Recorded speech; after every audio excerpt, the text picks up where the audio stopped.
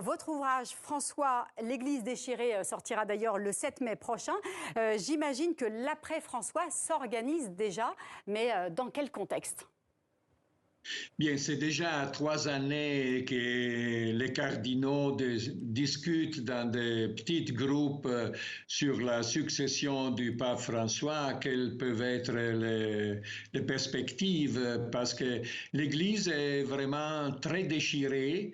Et pendant la Via Crucis de vendredi, le raconte du calvaire, le texte du pape François parlait de la robe de l'Église qui est déchirée, que les disciples de Christ sont divisés et il demandait une prière au Seigneur pour donner unité et paix. Alors, disons que la question est quel type de pape on peut avoir après le pontificat de François. Certainement, aujourd'hui, le pape François a montré une grande volonté d'être avec les fidèles. Mais ces mots, les mots prononcés à la loggia, c'était plutôt un gémissement.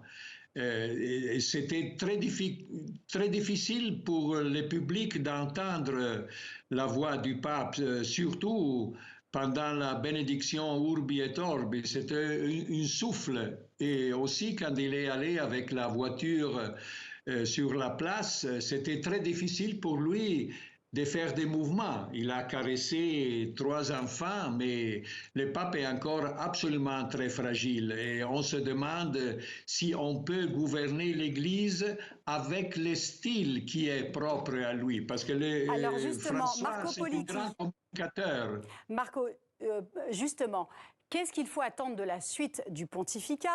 Quand un pape, on sait que ses deux missions principales, c'est de s'adresser aux fidèles du monde entier et de leur rendre visite à travers ses voyages. Le pape ne peut plus exercer ces deux missions. Qu'est-ce qu'il doit faire?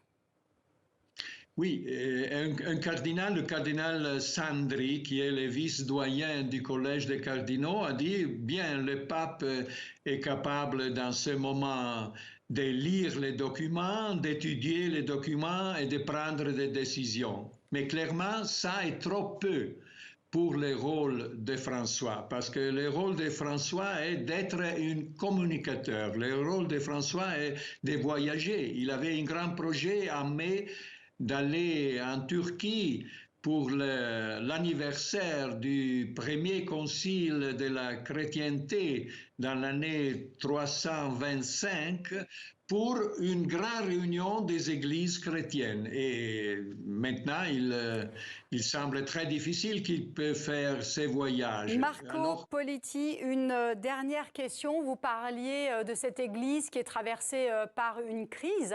Est-ce que le pape François a encore des soutiens et est-ce que ces soutiens sont suffisamment nombreux pour continuer, pour poursuivre le pontificat, même dans cette situation-là?